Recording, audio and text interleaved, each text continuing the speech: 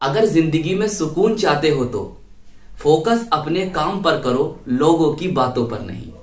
तो dear students, NCERT से topic wise numerical चल रहे हैं। हम द्रव्यमान प्रतिशत और मोललता के न्यूमेरिकल को कंप्लीट कर चुके हैं और अब हम कर रहे हैं मोल प्रभाज या मोल अंश या मोल फ्रैक्शन के न्यूमेरिकल को। तो मोल फ्रैक्शन के न्यूमेरिकल का ये पार्ट 2 है। इससे पहले पार्ट 1 हम अपलोड कर चुके हैं। तो देखिए ये प्रश्न है बेटा आपका पार्टे निहित प्रश्न 1.2। इसमें क्या दे रखा है? इसमें दे रखा है 1 विलियन में बेंजीन का 30 द्रव्यमान प्रतिशत कार्बन टेट्रा क्लोराइड में घुला हो तो बेंजीन के मोल अंश की गणना कीजिए। तो चलिए फिर सोल्व करते हैं आज का अपना ये न्यूमेरिकल। जैसे कि मैंने आपको पहले ही बताया था कि भाई मोल प्रभाज या मोल अंश मोल फ्रैक्शन के न्यूमेरिकल को कैलकुलेट करने के लिए हमें क्या क्या चाहिए। पहली बात तो बेटा हमें विलेय सोल्यूट और विलायक सोलवेंट का पता होना चाहिए कि भाई हमारा जो क्वेश्चन जो हमें न्यूमेरिकल दिया है उसमें सोल्यूट कौन है, उसमें विलेय कौन है, उसमें विलायक सोलवेंट कौन है। फिर दूसरी बात हमें विलेय और विलायक के मोलों की संख्या पता होनी चाहिए। अगर हमें विलेय और विलायक के मोलों की संख्या कैलकुलेट करना नहीं आती है तो हम इस न्यूमेरिकल को सोल्व नहीं कर पाएंगे। तो आपको पहले विलेय और विलायक का पता होना चाहिए, साथ में आपको विलेय और विलायक के मोलों की संख्या भी पता होनी चाहिए। तो हमने यहां पर इन डिटेल आपको समझाया है कि भाई मोलों की संख्या विलेय और विलायक की कैसे कैलकुलेट करते हैं। देखिए बहुत ध्यान से समझेंगे, बहुत ध्यान से। तो हम सबसे पहले इस बात को जाने कि भाई हमारा विलेय सोल्यूट कौन है और विलायक सोलवेंट कौन है। भाई विलेय कौन होता है जो घुलता है और विलायक कौन होता है जो घोलता है। जरा सवाल पढ़ो। 1 विलियन में बेंजीन का 30 द्रव्यमान प्रतिशत कार्बन टेट्रा क्लोराइड में घुला है। किसमें घुला है? कार्बन टेट्रा क्लोराइड CCl4 में घुला है। तो बेंजीन कौन हो गई? विलेय हो गई। और कार्बन टेट्रा क्लोराइड कौन हो गया? विलायक हुआ। तो बेंजीन घुल रही है और कार्बन टेट्रा क्लोराइड घोल रहा है। तो बेंजीन विलेय सोल्यूट है और कार्बन टेट्रा क्लोराइड CCl4 जो है वो विलायक सोलवेंट है। एक बात क्लियर हो गई? अच्छा, अब सर हम अपने विलेय और विलायक के मोलों की संख्या कैसे निकालेंगे ताकि हम मोल प्रभाज, मोल अंश, मोल फ्रैक्शन को कैलकुलेट कर सकें। किसका करना है हमें कैलकुलेट? हमें करना है बेंजीन का। हम आपको दोनों निकाल के दिखाएंगे, सही है, बेंजीन का भी और कार्बन टेट्रा क्लोराइड का भी। देखिए अब यहां क्या लिखा है? 30% द्रव्यमान प्रतिशत। बेटा 30% जो ये लिखा है W/W होता है, ये द्रव्यमान प्रतिशत है। जब मैंने आपको द्रव्यमान प्रतिशत कराया था वहां पर इन डिटेल समझाया था, उसके न्यूमेरिकल भी कराए थे। और जो बेटा यूपी बोर्ड में पूछे गए ना वो न्यूमेरिकल भी 2011 से लेकर 2024 तक जो भी पूछा गया था वो न्यूमेरिकल मैंने कराए थे। चलिए थोड़ा समझ लेते हैं। इसका मतलब क्या बेटे? ये बताता है विलेय की मात्रा को, विलेय की मात्रा को ग्राम में, और ये बताता है विलियन की मात्रा को। तो आपका जो 30 है ये है कौन? 30 ग्राम कौन है? आपका विलेय है। और विलेय कौन है सर? यहां पर बेंजीन है। क्लियर? और जो 100 ग्राम होगा ये क्या होगा? आपका विलियन होगा, बोले तो सॉल्यूशन होगा। तो बस क्या बात समझ में आई? ये बात समझ में आई कि विलेय बोले तो बेंजीन, बेंजीन के 30 ग्राम, बेंजीन के 30 ग्राम, 30 ग्राम, 100 ग्राम विलियन में घुले हुए हैं। तो यहां से हमें विलेय की मात्रा पता चली और यहां से हमें विलियन की मात्रा पता चली। तो विलेय और विलियन की मात्रा पता चलने से हम विलायक की मात्रा को कैलकुलेट कर पाएंगे। समझ रहे हो? चलिए ये बात समझ में आई या नहीं आई? समझ में आ गई? चलिए आगे समझते हैं। देखिए ये बात मैंने तुम्हारी लिख भी दी है ताकि आप इस न्यूमेरिकल को भूलो नहीं। अगर बेटा भूलो तो अपना नोट्स निकालना, इसलिए नोट्स बनाना बहुत जरूरी होता है। नोट्स बनाना बहुत जरूरी होता है कि आपको रिवीजन टाइम में आसानी रहेगी। और अपने हाथ से लिखोगे तो और तुम्हें जल्दी समझ में आएगा और याद भी होगा। समझ रहे हो? और एग्जाम टाइम में आपको बहुत हेल्प मिलेगी। चलिए अब हमने क्या लिखा, ये देखो, इसे बोलते हैं काई। क्या बोलते हैं? ऐसे बनाओ, ये एक्स की तरह है लेकिन एक्स नहीं है।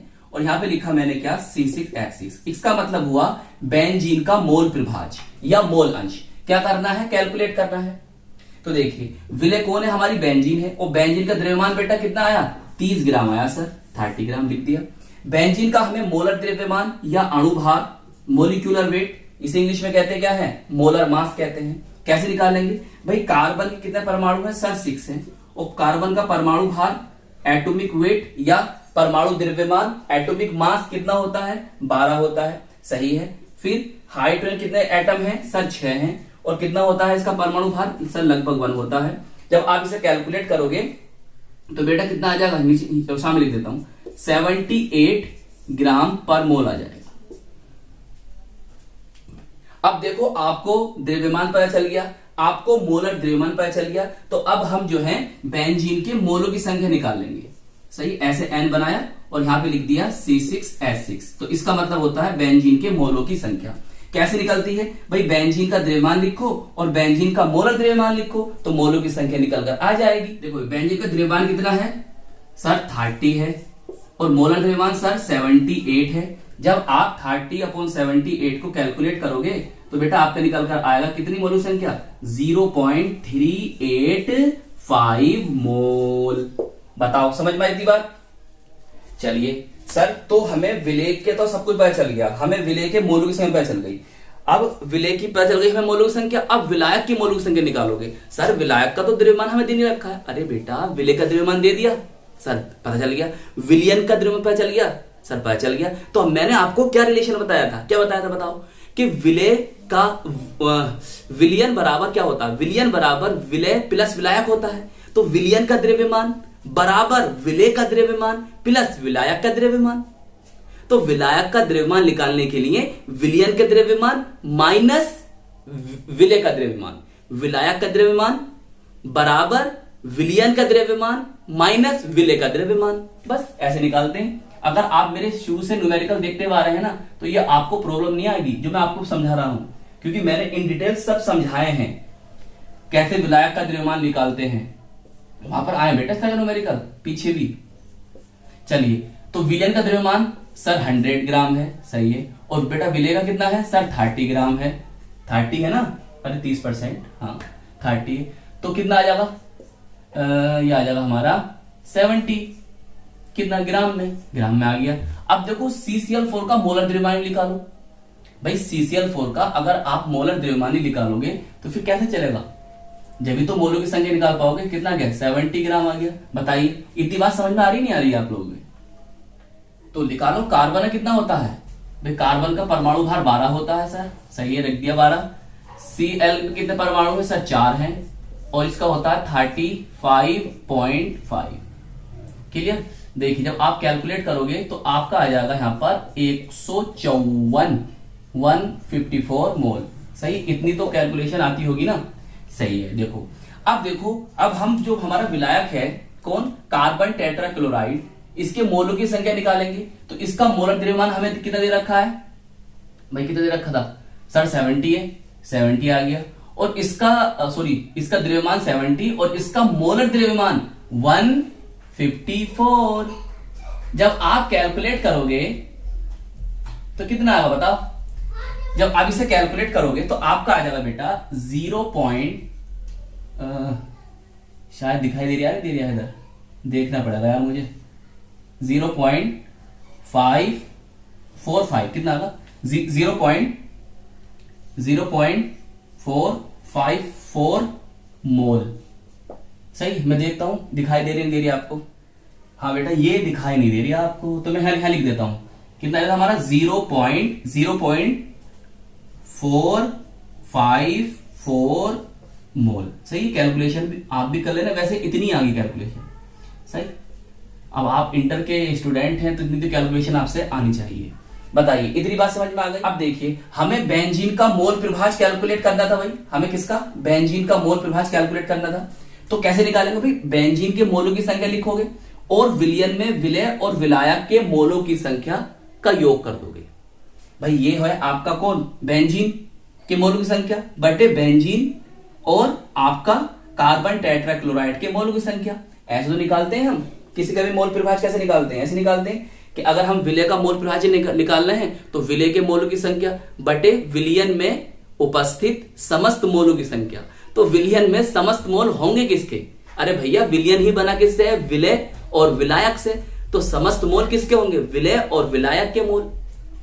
समझ रहे हो? बस तो विलय के मोलों की संख्या सॉरी विलय का मोल परिभाज्य निकालने के लिए विलय की मोलों की संख्या ऊपर लिखोगे और विलय और विलायक के मोलों की संख्या नीचे। अगर हम विलायक का निकालते थे तो क्या करते थे बताओ? पहले सवाल बताया था मैंने आपको, हम विलायक के मोलों की संख्या ऊपर लिखेंगे और विलय और विलायक के मोलों की संख्या नीचे। बस सिंपल से न्यूमेरिकल। बस कैलकुलेशन थोड़ी सी हार्ड है, ये बेटा आपको करनी पड़ेगी, ये आपको ठीक करनी पड़ेगी। अगर आपसे कैलकुलेशन नहीं आती है तो आपको ठीक करनी पड़ेगी, नहीं तो काम नहीं चलेगा। वैसे तो सब आसान है। चलिए इसके मोलों की संख्या कितनी आई बेटा? 0 पॉइंट। अब हम यहां आपको कैलकुलेशन करा तो भैया वीडियो वैसे ही बहुत लंबी हो जाएगी, आपको एक एक पॉइंट समझाना है। अब लिखेंगे यहां पर नीचे बेंजीन, ऊपर कितनी थी? 0.385। सही है। नीचे लिखेंगे 0.385। अब कार्बन टेट्राक्लोराइड की इतनी आ रही है ना, बोलिए। अब इन दोनों को आप ऐड करोगे तो कितना बनेगा आपके पास?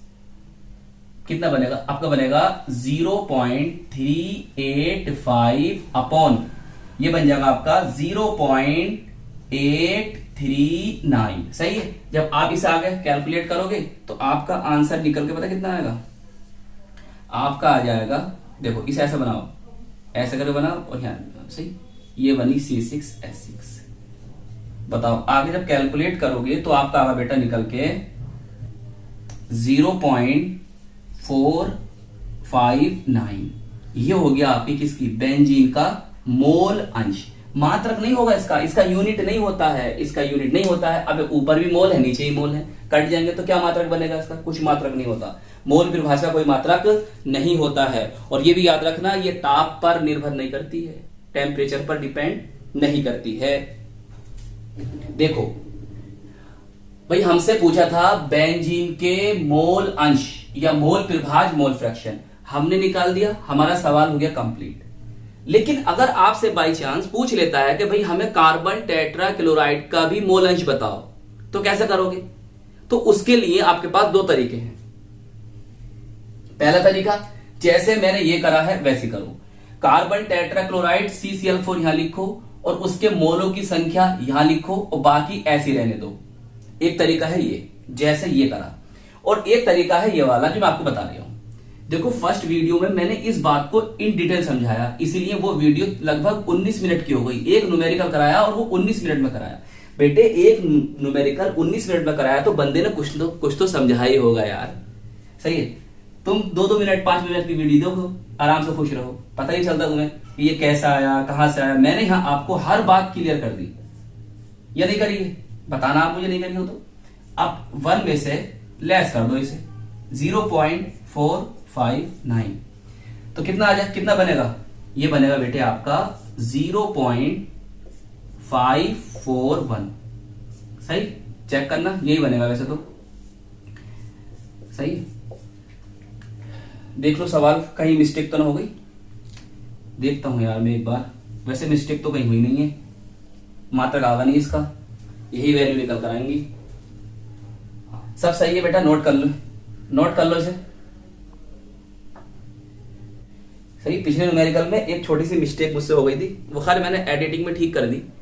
सही है, वहां पर थोड़ी वैल्यू जो थे ना, मतलब कैलकुलेशन सब कुछ ठीक थी, आंसर भी सब कुछ ठीक था। एक थोड़ा सा नंबर में वो था शायद 0.322 था, तो मैंने उसे लिख दिया था 0.332, लेकिन मैंने एडिटिंग में ठीक कर दिया था वो कि 0.322 कर दिया था, लेकिन सब कुछ सही था, आंसर भी ठीक था। तो मैं यही देख रहा था कि यार मेरे को पॉइंट वगैरह में गलती तो नहीं कर दी, वैसे सब सही है। सही, बस कैलकुलेशन भाई कैलकुलेशन खुद करो यार। मैं अगर कैलकुलेशन करने बैठ गया ना, ये लगभग 17 मिनट के आसपास वीडियो हो गई होगी, तो ये जाके और 10 मिनट और बढ़ा लो इसमें आगे। तो कैलकुलेशन बेटा सीखो, आपसे आनी चाहिए। तो आई होप ये न्यूमेरिकल आपको अच्छी तरह से समझ में आ गया होगा और हम मिलेंगे आपको इसकी नेक्स्ट वीडियो में।